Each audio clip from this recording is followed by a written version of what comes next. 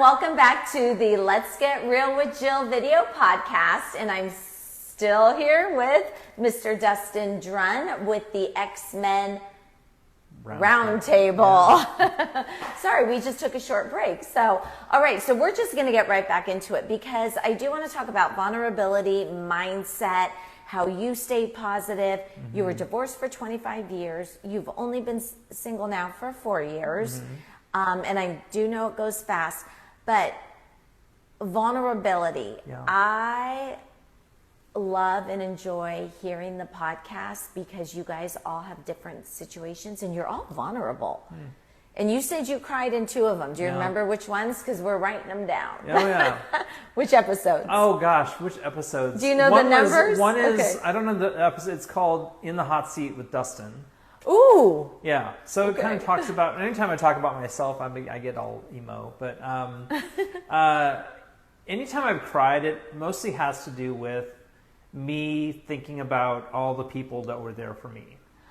Oh. Right. So. That's so nice. So yeah. So it's Did you know you were going to be getting did you know like in year 20 that you were going to be heading for a divorce?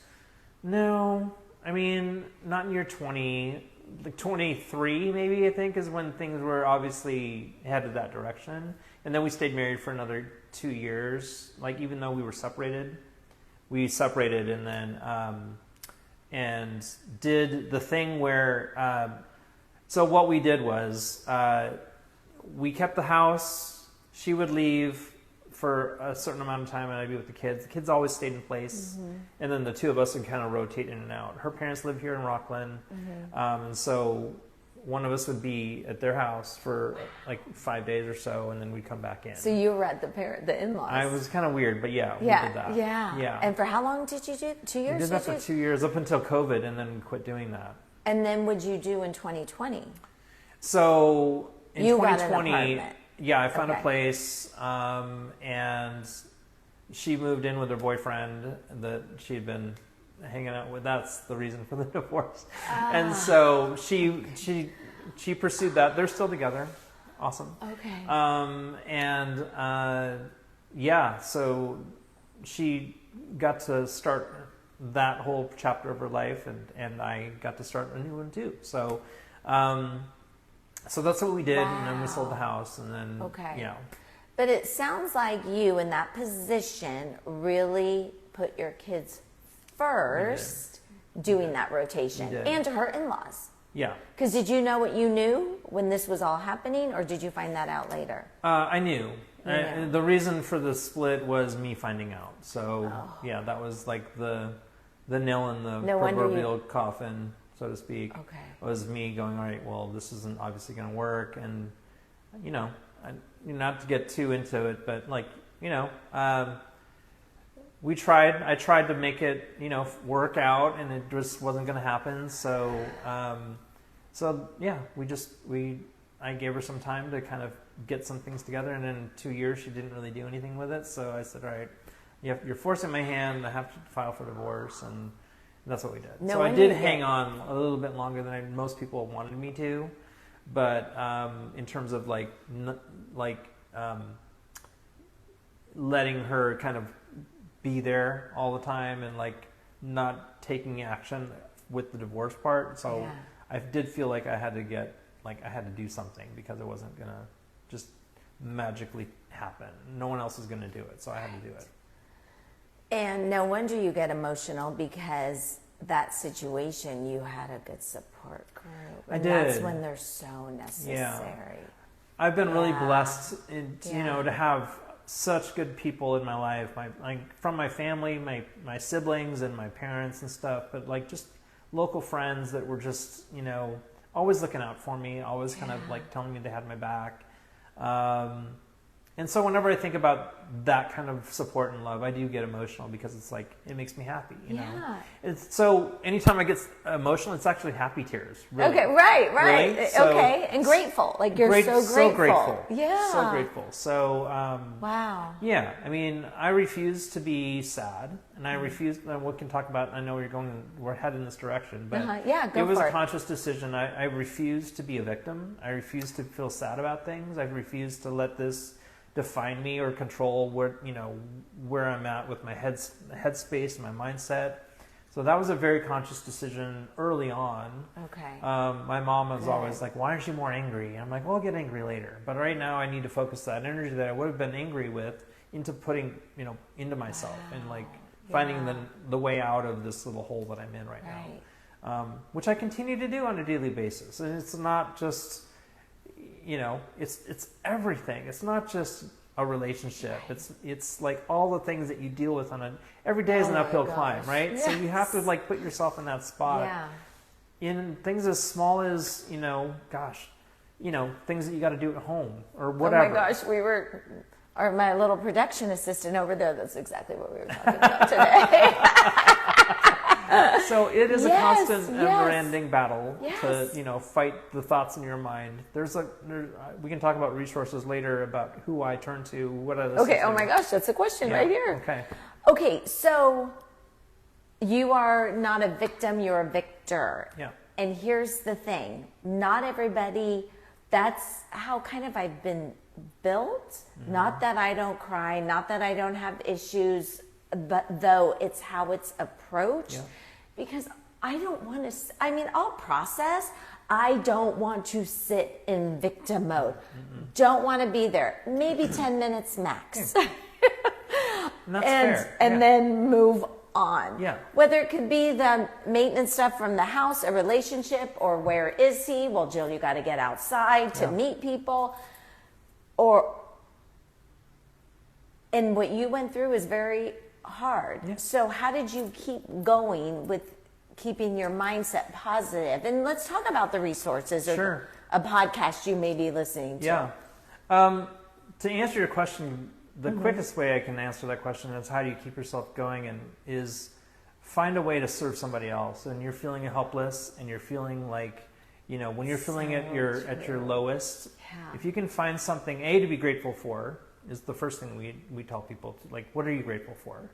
And then find someone to help, find someone to serve, find a way to get yourself out of your own situation, and find someone. There's people that are out there that would kill to have the things that we have, even if we're feeling like what we have is not worth anything.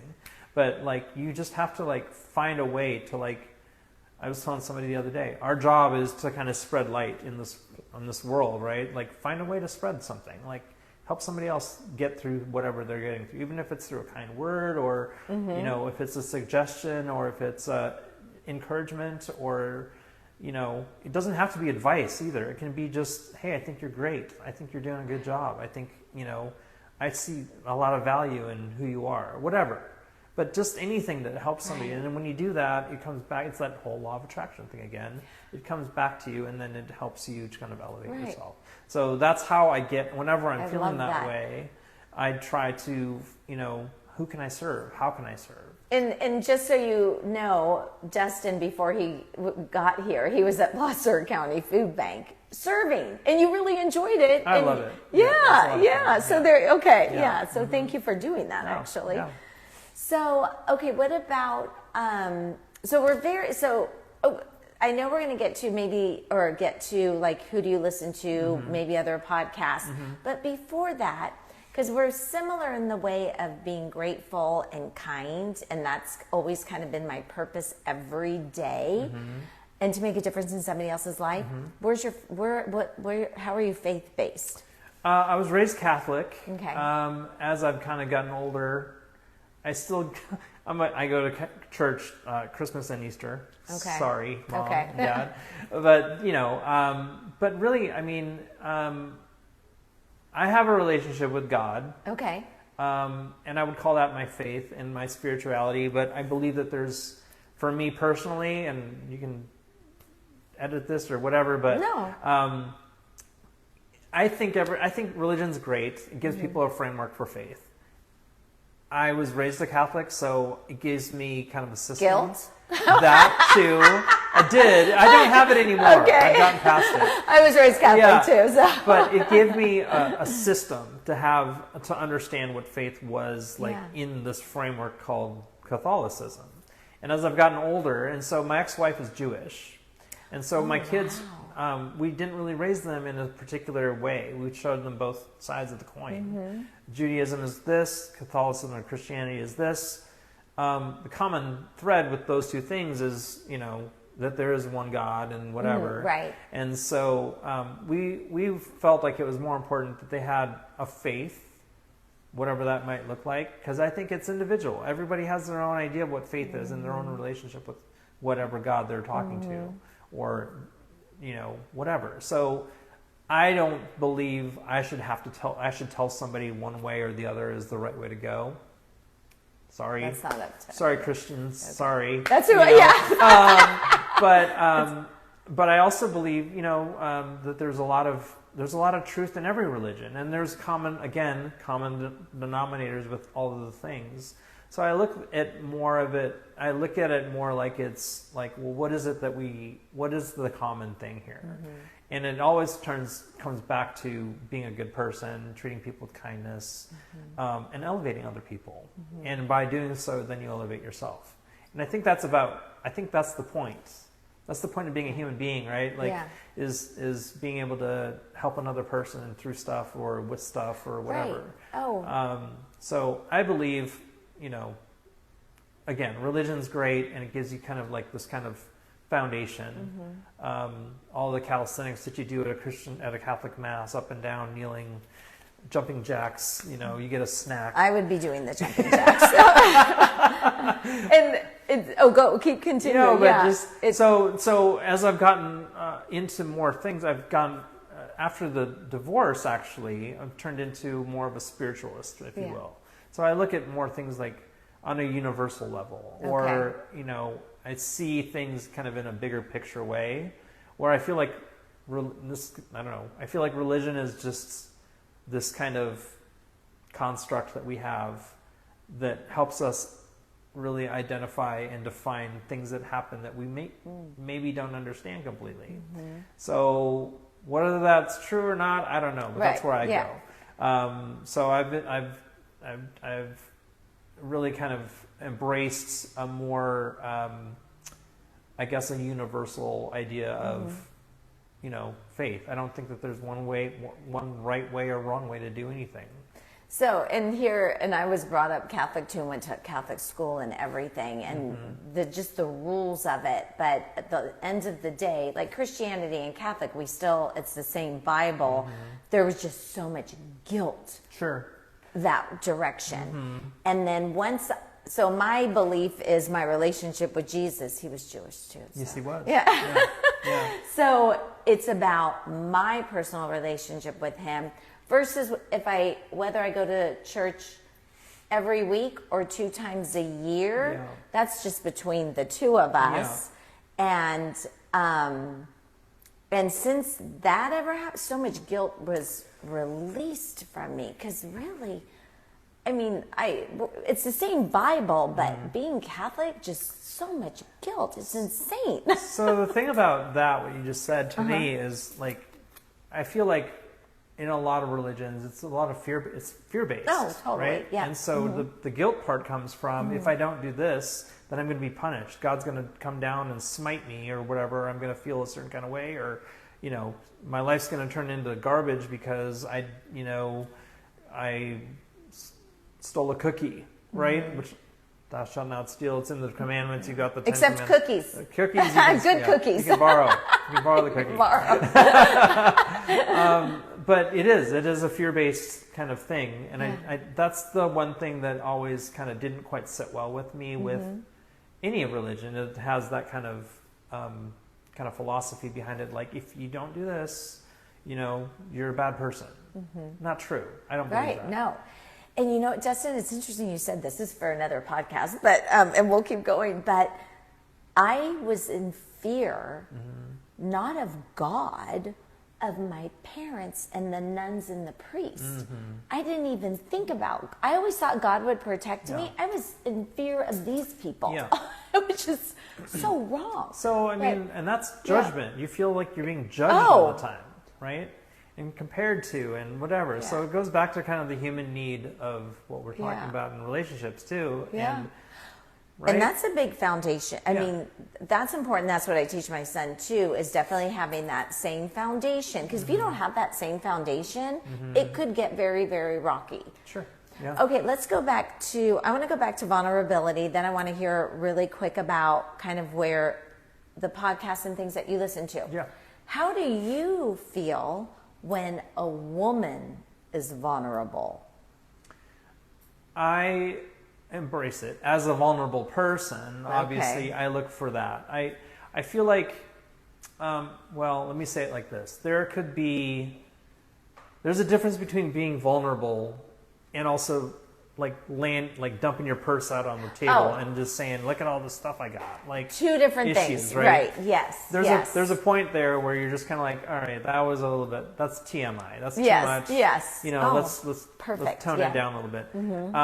So within reason, if there's like, you know, being vulnerable to me is more of a personal thing. So like, if you want to be vulnerable with me about how you feel about me, that's one thing, or about how you feel about a certain thing or whatever, and you want to talk to me about it and ask me about it and like get my feelings about it, that's vulnerable to me.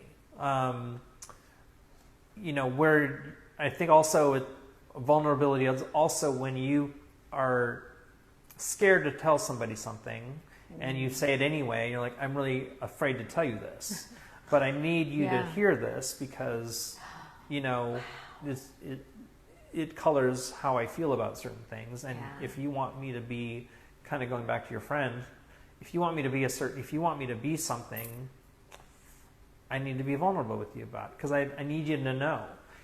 Because when you're not vulnerable with somebody, you're like holding yourself back, and you're holding, you know, you're not being true to yourself, really. Or the other person. You're not doing anybody favors. Yeah. So vulnerability, I think, is kind of it's a favor you get to do for the other person, and then you serve yourself too with that, because it's just, not doing that, again, you're not being communicative, really. Don't you think this word vulnerability has come out more than when we were kids, or like even getting married? Like my dad would not you say nothing, right.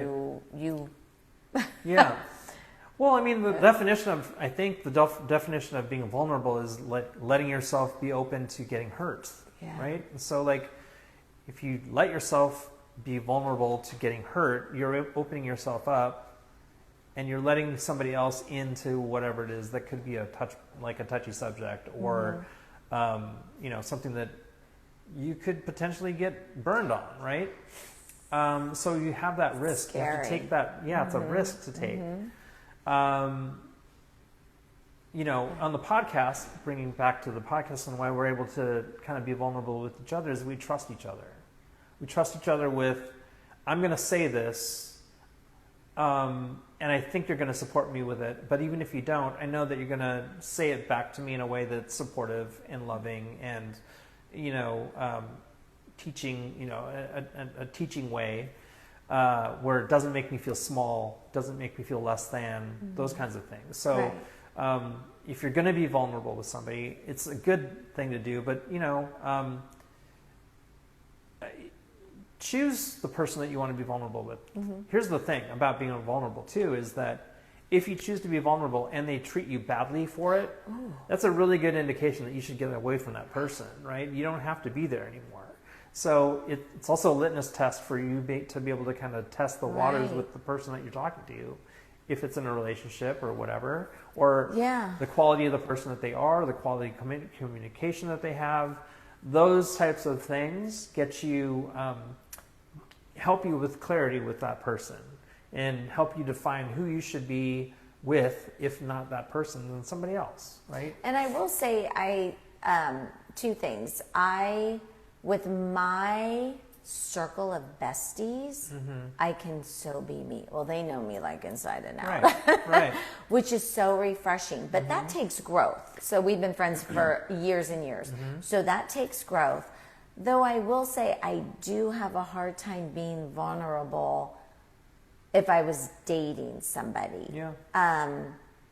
Mostly my insecurity insecurities, because we all have insecurities, and sometimes when people meet me, they're like, "What? You have that?"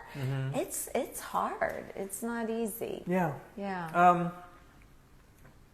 Chances are, if you're insecure about something, they're also insecure about something.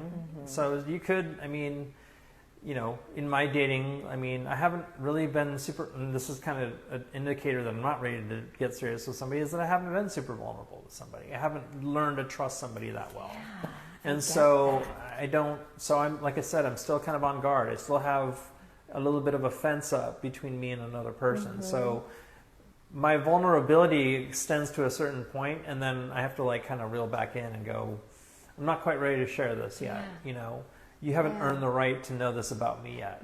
There's a piece of that too. I get that.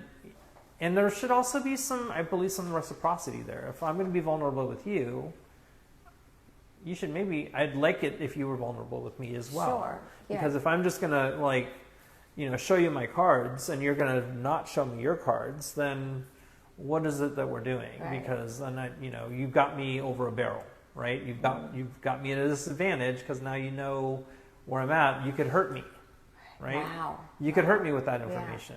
And you haven't given me anything back. That there's no quid pro quo there. There's no like exchange. It's just, in a relationship, that should be in a relationship. Should be. I mean, you don't want it to be transactional. You don't want to say, I'm going to give you this if you give me that. Right. But it's growth. It's a growth in a relationship. Should be a natural yeah, exactly. So I have to share with you. So I have, and this is what I really like about X-Men, and I really encourage a lot of people that are single, and females, males, but the female side of it, because we don't know what we don't know and what you guys are thinking. So again, it's refreshing to hear it. So my really good friends who are single, and I even talked about one of them today and another one before we started, have a great, they are just in a great, like, never thinking, like, how do I say it? A positive mind, like, love is going to be there. Yeah. It's going to be there. Optimistic. Yes. Yeah. And never discouraged. Like, even though there's ups and downs in a relationship or anything that they have felt in their marriages or past relationships, there's always hope. Then I have these two others. And I'm like, oh my gosh. And there three of us could be together. And I'm over here going, but there's hope and there's love and he's going to be amazing. And they're like, oh, well, they're this. And I'm like, okay, well, then you know what? You are dating the wrong people because you have that attitude about it. And then another pet peeve of mine, this is a pet peeve of mine. It drives me nuts when somebody says, well, men are like that. Men are like this. And I'm like, the most important person in my life is a male. His name is Kyle. He's my son. So how dare you say something that's like gets me crazy. Right. But yeah. Yeah. When people make generalizations like that, it just shows to me.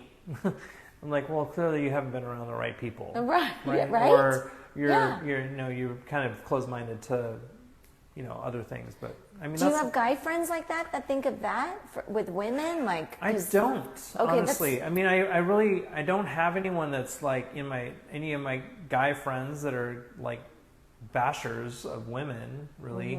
Most of my friends, and this is actually a conversation that comes up on the podcast sometimes. We don't always record it, but most of my friends are actually female. Okay. I did hear that on one of your podcasts. Yeah. Still. Maybe a recent one. Yeah. And it's true. And I think it's just, I don't know, I communicate differently with them, and maybe the vulnerability thing is there, or they just, I think females listen differently. They give me feedback that I don't maybe get from, going back to your question about like the opposite gender, opposite sex. Yeah. They hear me differently. They respond differently. They give me, and when they give me criticism or feedback, I don't take it personal. I listen to it as like, okay, well, they're helping you. Yeah, exactly. Not to say that guys don't do that or can't do that. They just haven't, really. I haven't really had a friend of any male friends of mine tell me things that I'm like, oh yeah, that's deep. That's really good, right? And I don't know if that's, Let's whatever. go to the bar now and watch a game. Yeah, I made, in fact, I think it was it might have been episode 79 or something like that. Our most recent episode where I make a comment about that, about not having deep guy friends. And then I sound like kind of a jerk. I'm like, I don't mean it in a bad way. But. Okay, yes, I did hear that. Yeah. That was your last episode, I most think. recent episode. Okay, yes. How many episodes have you guys done We just put out our 79th episode. Okay. We have a couple more in the queue that are coming up. To go out. Okay. But we talked about it this last week that we are going to... our 100th is coming up pretty quick, so I don't know what we're going to do there. So, okay. Yeah, it's kind of crazy. It's amazing to me that we've done this much. We've been together for 3.5 years now. Consistent. And we do it every week consistently. Yeah. We can't wait to get on a call with each other. Wow. We only talk during the week. That one time during the week. We are in a Facebook group chat thing, messenger thing. But with Stuart being across the pond, it's harder to get him to across answer. The pond, across international They're 8 waters. They're 8 hours ahead. So okay. Yeah, but yeah. Okay, so before we wrap up, a couple of things. Number one is, what podcasts or books do you listen to? Sure. Well, it depends on the mood. Okay. I listen to Ed Milet on a pretty consistent Love basis. him. Ed Milet, he's on my next show. I would love him to be on your next show. I'd like him to be on my show too. Okay, well, maybe he can just come and do both of us at the same time. Exactly. So Ed Milet, Jay Shetty is another one. Okay. I actually listen to Mel Robbins. Love her. Yep. Oh my gosh. In the beginning, I did a lot of YouTube searches before I was into podcasts, which actually is fairly recently. I wasn't really into podcasts until we started one. But where I would look for stuff would be on just YouTube. So in the beginning it was, I don't know if you know who Les Brown is. Les Brown's like an old school motivational speaker type. Tony Robbins obviously was kind of I did a lot of his stuff with Tony Robbins. Have done, Unleash the Power Within, UPW, Date with Destiny. I've done some of his programs, which is always very enlightening. If you can do that, I would suggest those kinds of things. They're like pretty intense, and they're usually like 3 or 4 days. So days. Lock yourself in a room, and it's like 12-hour days on Zoom, because now he does it virtually since COVID. Right. He kind of pivoted out of doing live things. He still does those, but now he opens it up, and you can just sign up and be on his.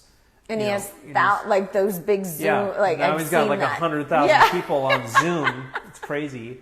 We have 200,000. Yeah, and it's nuts. Who else? Those are the main ones. There's some other ones that I listen to. So Dr. Joe Dispenza, if you've never heard of him, he's an interesting one.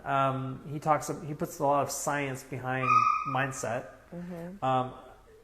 Really interesting stuff.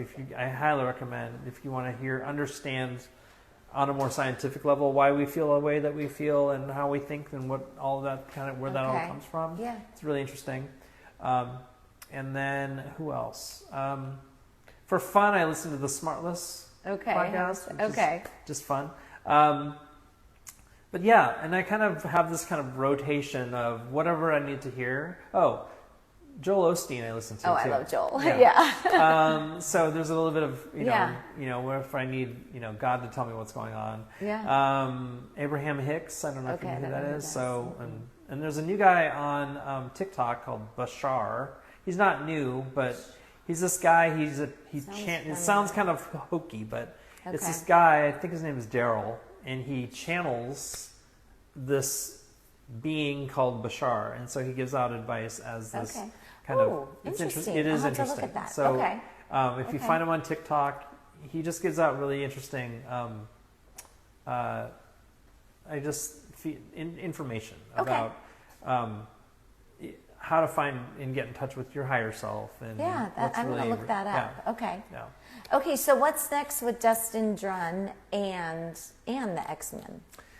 We're just going to keep it rolling, Our goal is, I've been doing kind of a bigger push to getting it more out there to more people. You know, I'll help with that. We have a TikTok. I started. Okay. I'm trying to get it more on TikTok. I'm putting out the little blurbs of like 1 minute excerpts of a podcast and just kind of pushing it out there. We do have a YouTube channel, but it's not really that. You know, haven't really engaged in it at all. But you know, we're just trying to get it out to more and more people. We've had a lot more, and I say a lot more. I just mean like more engagement with people reaching out to us in our email address, which is the X-Men. Well, I reached out to you. The X-Men Roundtable at gmail.com. Okay. Oh, wait, repeat that? The X-Men Roundtable at gmail.com. Okay. So it's no hyphens or anything. It's THEEXMEN Roundtable at gmail.com. And on your podcast, you even have that. And Yeah. you guys each have your phone numbers. Yeah, we throw it all out there. Yeah. I love that. Yeah. So it's always nice. I mean, our goal, our thing was always, if we can just have one person, then, you know, that's great. But I do get a lot of feedback You are from people. helping a lot. I hope Yeah, so. You are, I for hope so. sure. Yes. Thank you. So thank you so much for coming on. And it would be fun, is maybe like 6 months from now, 3 months, come back on. Okay. I want to see where you are. All right. And I'll share maybe where I am, and I may just be still sitting in this chair. Going, I still sell real estate. I'm still prospecting. I'm getting realer with Jill. Yeah, exactly. I'm still getting real with Jill. But it was great getting real with Dustin. Thank and you. I so appreciate you coming. Thank you so much and for thank you having for your friendship too, Oh, of Dustin. course. You're Yeah. great. Yeah. And you were the one who helped actually help us on the back end put this podcast together. Well, so, you know. Thank you. We're trying. It's Thank helping. you. Thank you. Okay. All right. Bye, everybody. Take care. See you next time on the Get Real with Jill video podcast. And remember, be kind to somebody because you can make a difference in somebody else's life. And remember, if you smile today at somebody, you're going to make a difference in their heart, and their smile back at you can make a difference in your heart. See you later. See you next time.